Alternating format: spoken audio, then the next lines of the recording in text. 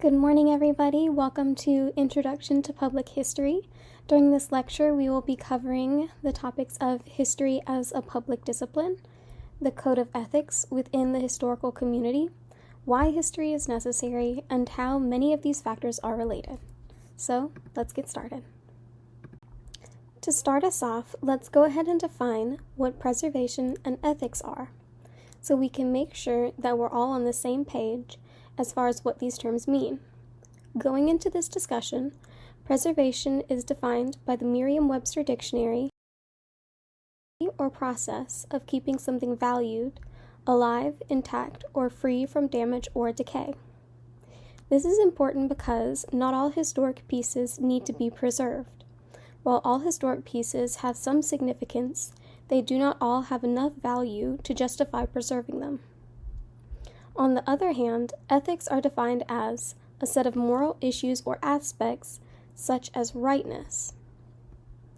The two of these are important because the code of ethics in history needs to be applied not only to the interpretation of history, but also to its preservation and communication. After all, public history is about sharing history with others and making sure to communicate the stories about the past effectively. In terms of background information, there are a few things to keep in mind. First and foremost is going to be our reason why. Why are we doing this? Why does it have to be done this way?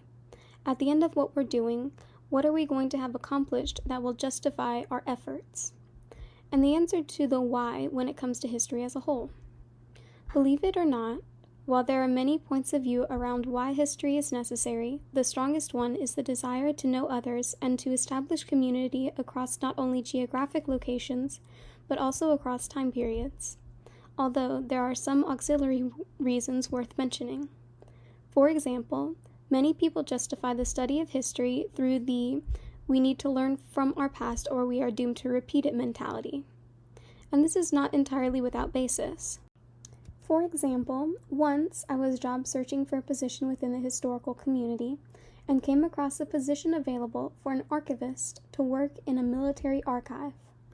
The description of the position stated that one of the main responsibilities of the archivist, aside from maintaining the archives themselves, was to be able to pull records of past war tactics and battles for the military leaders who needed reference material for their meetings and planning.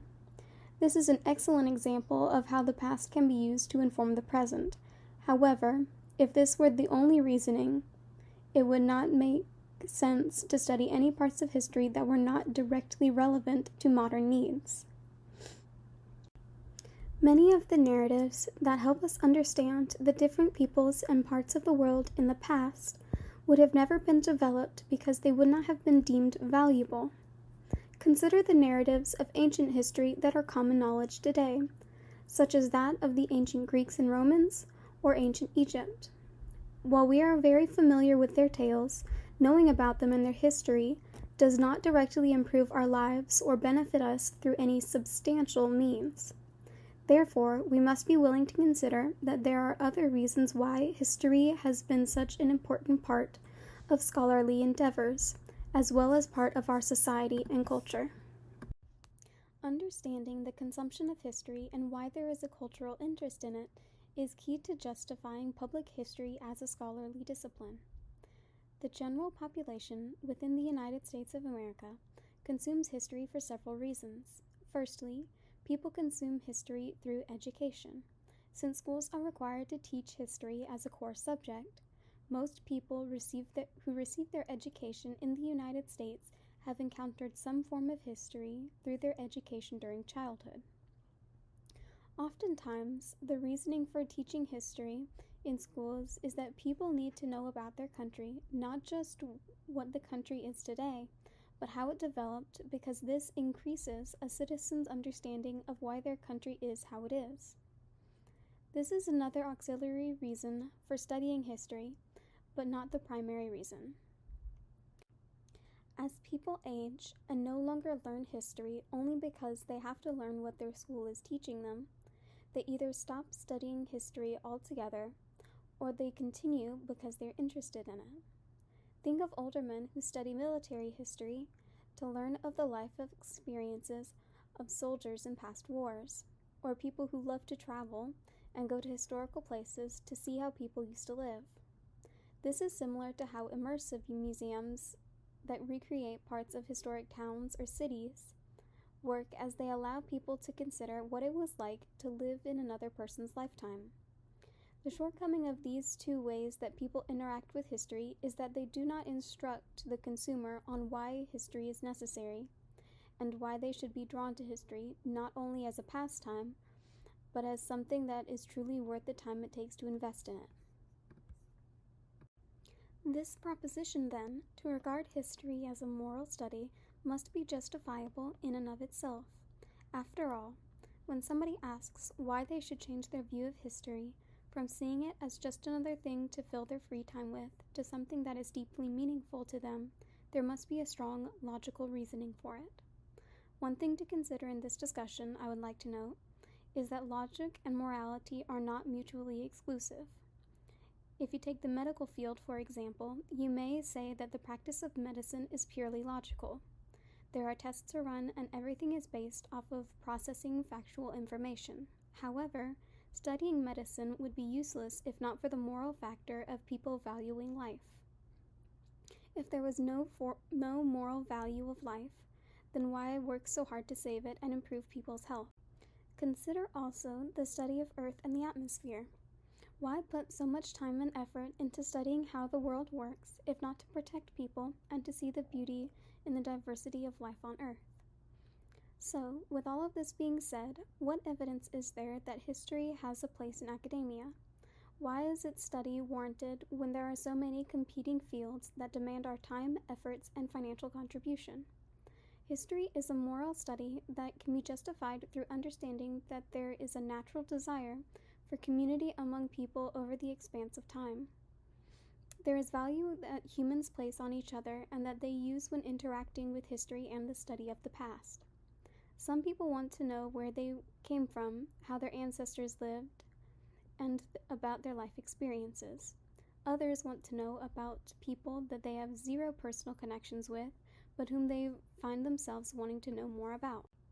All of these reasons have personal emotional value that adds to one's well-being and introspection, but they do not directly influence the person through materialistic means.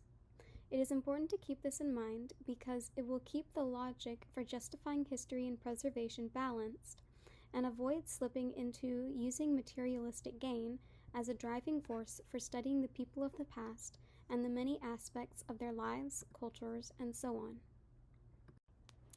On top of all this discussion, there is another point to consider. While the justification for history discussed thus far has largely focused on history as a whole, it can seem like a large and daunting task to consider the many different types of history all at once. Instead, for a moment, I would like you to take a second to consider your own history. You may be thinking of yourself and your family, but consider extending your point of view further into the past. Your family may have moved from one state to another, or changed cities or the town you live in. However, something doesn't come from nothing, so trace some steps back and think about how your ancestors lived, and how their choices and experiences made it so that you would be who and where you are today. What do you think they have in common with you? How do you think you are different from them? While these questions may seem vague or overly familiar, they are still important because history is a narrative. We may live chapters apart from people of the past, but we are all part of a common tale. This is why preserving history, both national and local, is important. After all, when it rains, runoff makes streams, streams make rivers, rivers lead to an ocean, and all oceans are connected. Lastly, one final note I would like to leave you with for this discussion is, when conducting history, we must be respectful of the people who came before us and seek to tell their parts of our story as citizens of the world with as much truthfulness and transparency as possible. History done for selfish purposes, whether it's dramatizing a story for attention or misrepresenting a people group when telling their narrative, is unacceptable and has no place in the work of a professional historian. Being charged with developing and sharing history has a moral purpose, and as such, must be upheld with respect and honor. Otherwise, there's no point in doing it. I hope you all will keep this in mind as you approach the upcoming readings and assignments. Until then, thank you for listening, and see you on the next one.